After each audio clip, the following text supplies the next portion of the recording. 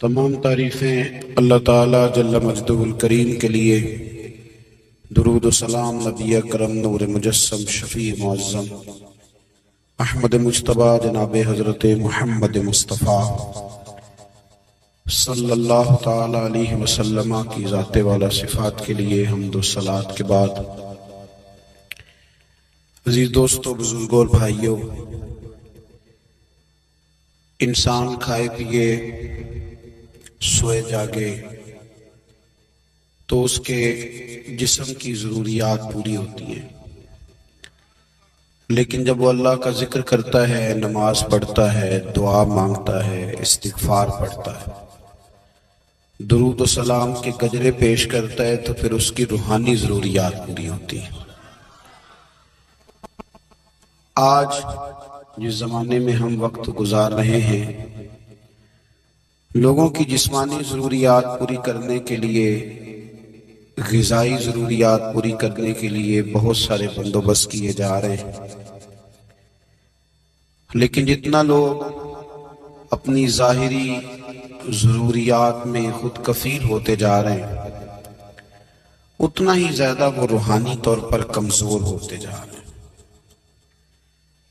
گھنٹوں بیٹھ کر گپ شپ کرنے والے لوگوں کے لیے تھوڑی دیر بھی ذکر الہی کرنا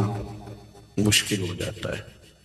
لمبی چوڑی باتیں کرنے والے، لمبے چوڑے دلائل دینے والے لوگ اور سمجھدار لوگ اور سیانے لوگ عبادت کے معاملے میں سستی کرتے ہیں، عمل کے مسئلے میں کمزور ہو جاتے ہیں۔ تسبیحات کرنا، وظائف پڑھنا، درود و سلام پڑھنا، کم بولنا، سچی بات کرنا، صبر سے رہنا، شکر کو اپنانا، قناعت اختیار کرنا، حسد، بغض، عداوت سے بچنا، یہ لوگوں کے لیے مشکل ہو جاتا ہے۔ پھر اس کا نقصان یہ ہے کہ معاشرہ ایک عجیب سی بے سکونی اور بے قراری کا شکار ہے۔ جیب میں بہت زیادہ پیسے رکھنے والا، خوش شکل نظر آنے والا، پیٹ بھر کے روٹی کھانے والا شخص بھی ڈھونڈتا پھرتا ہے کہ آخر میں پریشان ہوں کیوں۔ آپ انسانیت کی تاریخ پڑھیں گے تو آپ کو معلوم ہوگا کہ انسان نے کبھی پتھر کی پوجا کی، کبھی معاذ اللہ چاند سورج کی، درختوں کی، بتوں کی پوجا کی۔ معاذ اللہ یہ غلط ڈائریکشن پہ تو چڑھ گیا، لیکن ایسا نہیں ہے کہ کوئی بندہ دنیا میں آیا ہو اور کسی کی اس نے عبادت نہ کی ہو۔ اس لیے کہ اللہ تبارک و تعالیٰ نے جس طرح ہمارے جسم میں کھانے کی طلب رکھی ہے، پینے کی طلب رکھی ہے، سونے کی طلب رکھی ہے، اسی طرح اللہ تعالیٰ نے عبادت کے لیے طلب رکھی ہے جسم میں۔ یہ تو ہوا کہ انسان گمراہ ہو گیا، غلط رستوں پہ چل نکلا، اس نے جھوٹے معبودوں کی طرف معاذ اللہ توجہ کر لی، لیکن وہ کسی نہ کسی کے سامنے جھکتا رہا، چونکہ اس کے وجود میں طلب تھی، شوق تھا اسے کہ وہ عبادت کرے۔ اللہ تبارک و تعالیٰ جب مسلمان کو توفیق دے اور اللہ کی بارگاہ کی جانب وہ رجوع کرے، تو پھر اس کا رویہ یہ ہونا چاہیے کہ اس کی توجہ ہو اللہ کی جانب۔ ہمارے ہاں تسبیحات پڑھ لی جاتی ہیں اگر کبھی موقع ملے، لیکن وہ خاص انہماک، وہ خاص شوق، وہ خاص ذوق اللہ تبارک و تعالیٰ کی عبادت کا، ایک ہوتا ہے نماز پڑھنا، ایک ہوتا ہے اہتمام کے ساتھ نماز پڑھنا، یعنی ذرا وقت پہ اٹھنا، ذرا صحیح کر کے وضو کرنا، ذرا شوق سے مصلی بچھانا۔ ایک ہوتا ہے تسبیح پڑھ لینا، اور ایک ہوتا ہے ذرا تھوڑا سا نا شوق کے ساتھ اللہ کو یاد کرنا۔ آپ کبھی جو میں نے آیہ کریمہ پڑھی، اس کی آپ شان نزول دیکھیں، نبی کریم صلی اللہ تعالی علیہ وسلم کے نا کچھ صحابہ اللہ کی محبت کے شوق میں حضور کی بارگاہ میں حاضر ہوئے، اور انہوں نے آ کے عرض پتہ کیا کیا؟ عرض کرنے لگے یا رسول اللہ صلی اللہ تعالی علیہ وسلم سالوں بیت گئے ہیں سجدے کرتے ہوئے، حضور سالوں بیت گئے ہیں تسبیح پڑھتے ہوئے، سالوں بیت گئے کہتے ہوئے کہ سبحان اللہ وہ پاک ہے، ہمیں سالوں بیت گئے یہ کہتے ہوئے کہ اللہ اکبر وہی سب سے بڑا ہے، سالوں بیت گئے کہتے ہوئے کہ الحمدللہ ساری تعریفیں اللہ کے لیے، سالوں بیت گئے اس کی تسبیح کرتے، تحلیل کرتے، تکبیر کہتے۔ حضور اب نہ ہمارا اپنے رب سے ملنے کو جی چاہتا ہے، کبھی اے حقیقت منتظر نظر آ نہ لباس مجاز میں، لاکھوں سجدے تڑپ رہے ہیں میری جبین نیاز میں۔ اور اقبال کہنے لگے کہ تیرے عشق کی انتہا چاہتا ہوں، تو میری سادگی دیکھ کیا چاہتا ہوں، میرا ذرا سا تو دل ہے مگر شوخ اتنا، میں وہی لن ترانی سنا چاہتا ہوں۔ میرا بھی دل کرتا ہے کہ اللہ میں تجھے کہوں میں تجھے دیکھنا چاہتا ہوں جس طرح حضرت موسیٰ کلیم علیہ السلام نے کہا تھا، اور تو مجھے کہے کہ لن ترانی تو نہیں دیکھ سکتا، ذرا سا تو دل ہے مگر شوخ اتنا، میں بھی وہی لن ترانی سنا چاہتا ہوں۔ پھر کہنے لگے بھری بزم میں راز کی بات کہہ دی، بڑا بے ادب ہوں سزا چاہتا ہوں۔ دیکھو سب لوگوں کے بیچ ہی میں نے یہ کہہ دیا۔ میرے عزیز صحابہ نا شوق میں، کتنے سارے لوگ ہیں آپ، کتنی ماشاءاللہ بڑی تعداد میں آپ آئیں، ہم بھی کبھی اس شوق میں گئے ہیں کہ ہمارے رب کو دیکھنے کو دل چاہتا ہے، ہمارا جی چاہے وہ کبھی ہمیں ملے، ہم کبھی اس کی زیارت کریں، اس کی بارگاہ کرم میں ہم حاضر ہوں۔ صحابہ نے عرض کیا یا رسول اللہ صلی اللہ تعالی علیہ وسلم ہمارا رب کہاں ہے؟ ہمارا نا اپنے رب کو دیکھنے کو جی چاہتا ہے۔ جب صحابہ نے یہ عرض کیا تو اللہ نے قرآن مجید نازل کیا، فرمایا وَإِذَا سَأَلَكَ عِبَادِي عَنِّي فَإِنِّي قَرِيبٌ، محبوب جب میرے بندے آپ کی بارگاہ میں آ کے میرے بارے میں پوچھے نا تو ان سے کہہ دینا میں ان کے قریب ہی ہوں، قریب ہی ہوں۔ دلیل کیا ہے؟ بھائی اذا دعان، یہ جب بھی مجھ سے دعا مانگیں گے میں ان کی دعاؤں کو قبول فرماؤں گا، میں ان کے قریب ہوں، میں ان کے قریب ہوں، یہ جب بھی دعا مانگیں گے نا میں قبول کروں گا، میں ان کے قریب ہوں۔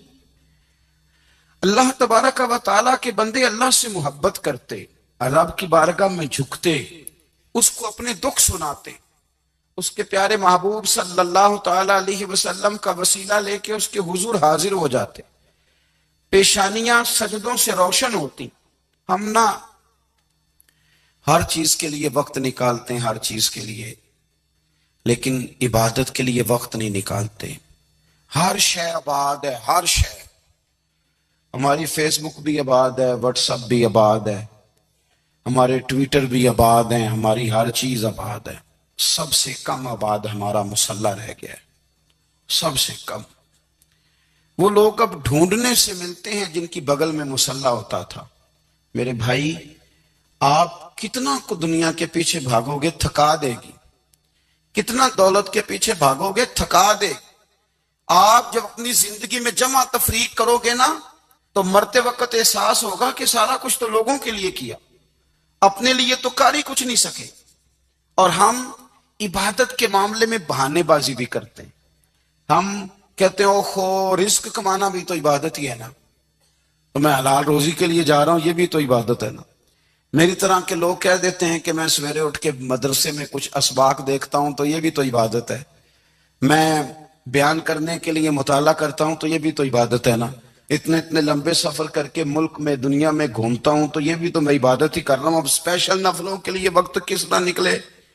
اسپیشل کر کے تسبیح میں کیسے چلاؤں، میں سارا کچھ ہم بہانے بنا لیتے ہیں نا۔ میرا سوال یہ ہے کہ یہ ساری باتیں صحابہ کو، نبی کریم کو، دیگر لوگوں کو بھی تو پتہ تھی نا، لیکن اب غور تو کریں 23 سال حضور کو وقت ملا، مختصر وقت ظاہراً تبلیغ کرنے کے لیے، پوری دنیا میں دین بھی پھیلانا ہے۔ گھر میں 11 ازواج ہے، 4 بیٹیاں ہیں، ان کی اولادیں، سارے کام کاج بھی دیکھنے ہیں،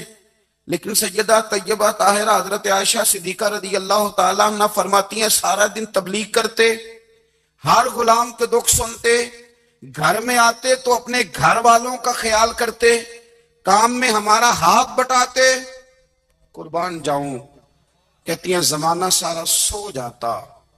لیکن آمنہ کے لال مصلی بچھا لیتے۔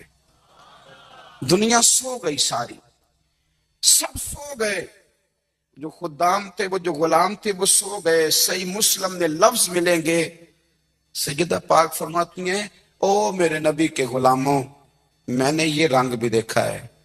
کہ حضور نے اتنا کھڑے رہے، اتنا اتنا قیام کیا کہ مقدس پیروں میں ورم آ گئے، سوج گئے پیر،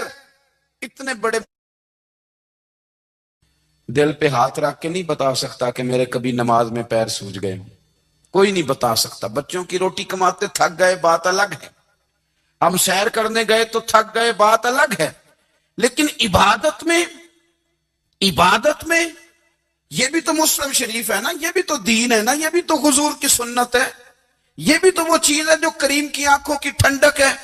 سیدہ فرماتی ہیں پیروں میں ورم آ گئے، اور ساری رات ہی حضور نے نماز پڑھی اور ایک ہی آیت بار بار دہرائی۔ مسجد نبوی میں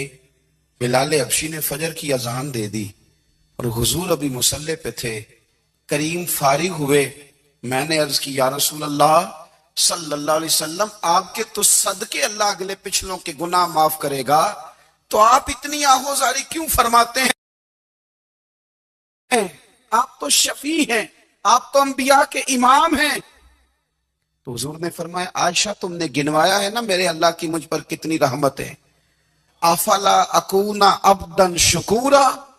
فرمایا اگر اس نے اتنی نعمتیں دی ہیں تو کیا میں اس کا شکر گزار بندہ نہ بنوں، میں شکر گزار بندہ نہ بنوں اس کا؟ پھر اگر اتنی نعمتیں اس نے دی ہیں، مجھے اتنا نوازا ہے، تو پھر میں اس کے سامنے سجدے نہ کروں؟ او میرے بھائی، بڑے قابل فخر لوگ ہیں ہم کہ ہم نبی پاک کے غلام ہیں، ہم قابل فخر ہیں کہ نبی کریم کے غلام ہیں۔ کیا کبھی اس غلامی کے شکرانے میں بھی دو نفل پڑھے کہ یا اللہ تیرا شکر ہے تو نے ہمیں حضور کا غلام بنایا ہے؟ یاد رکھیں کہ اپنی روحانی زندگی کو آباد کریں، استغفار پڑھیں، تسبیحات کریں۔ حضرت عبداللہ ابن عمر رضی اللہ تعالیٰ عنہ حضرت عمر کے صاحبزادے، مکہ مکرمہ میں ان کی قبر ہے۔ میں نے جب انہیں پڑھا تو مجھے ان سے بڑا پیار ہو گیا، لیکن آپ کو پتہ ہے وہاں جا کے کسی شخص کا مزار تلاش کرنا یا پوچھنا ایک مشکل کام ہوتا ہے۔ تو ایک دفعہ میں مکہ شریف میں حاضر تھا، تو ایک گاڑی والا ڈرائیور مجھے کہنے لگا کہ مولانا میں آپ کو جانتا ہوں، مجھے آپ سے محبت ہے، ایک بات بتاؤں آپ کو؟ میں نے کہا بتاؤ۔ کہنے لگے حضرت عبداللہ ابن عمر کی قبر دیکھنی ہے۔ میں نے کہا یہ تو نہیں کہہ رہا، یہ کسی نے بندوبست کرایا ہے، یہ اللہ نے تیرے دل میں بات ڈالی ہے، یہ ہو گیا تو لے چل مجھے۔ حضرت عبداللہ ابن عمر کو نبی پاک نے فرمایا تھا راجل صالح، یہ نیک بندہ ہے، یہ متقی آدمی۔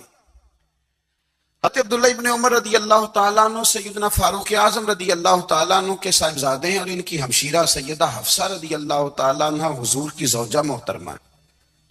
ایک دن اپنی ہمشیرہ سے کہنے لگے کہ نبی کریم صلی اللہ تعالیٰ علیہ وسلم گھر میں آئے نا، اور اگر حضور غم امت میں پریشان نہ ہوں، طبیعت کو حشاش بشاش دیکھو، تو ذرا پوچھنا تو صحیح حضور کا میرے بارے میں کیا خیال ہے، پوچھنا تو صحیح کہ کریم کی بارگاہ میں میرا کیا مقام ہے، میرے بارے میں حضور کیا فرماتے ہیں۔ اب بہن کو کام بتائے، اور بتائے بھی بھائی، اور پھر بہن وہ کام نہ کرے، یہ تاریخ میں ہوتا نہیں۔ حضرت عمر فاروق رضی اللہ تعالیٰ عنہ کی صاحبزادی ام المومنین رضی اللہ تعالیٰ عنہ فرماتی ہیں کہ میں تو بس منتظر تھی، انہوں نے تو کہا تھا نا کہ اگر تم حشاش بشاش دیکھو تو بات کرنا، لیکن حضور تشریف لائے، میری باری تھی، میرے گھر تشریف لائے، کھانا پیش کیا تو فوراً میں نے عرض کی حضور ایک بات پوچھنی تھی۔ تو حضور نے فرمایا پوچھئے۔ میں نے عرض کی حضور میرے بھائی عبداللہ ابن عمر کے بارے میں آپ کا کیا خیال ہے؟ نوجوانوں میری بات پہ غور کرنا، میرے بھائی کے بارے میں آپ کا کیا خیال ہے؟ تو نبی کریم صلی اللہ تعالی علیہ وآلہ وسلم نے میری طرف دیکھا اور پھر حضور زیر لب تھوڑا مسکرائے، اور بریلی کے امام کہتے ہیں کہ حضور مسکرا دیتے تھے نا تو جو بڑا دکھی ہوتا تھا وہ بھی ہنس پڑتا تھا۔ اب سوال پیدا ہوتا تھا کہ پھر تو اس مسکراہٹ کے لیے انتظار کرنا پڑتا ہوگا کئی کئی مہینے کے حضور مسکرائیں تو رونے والے ہنسے، تو اعلیٰ حضرت فرماتے نہیں، انتظار نہیں کرنا پڑتا، یہ مسکراتے رہنا تو حضور کی عادت ہے۔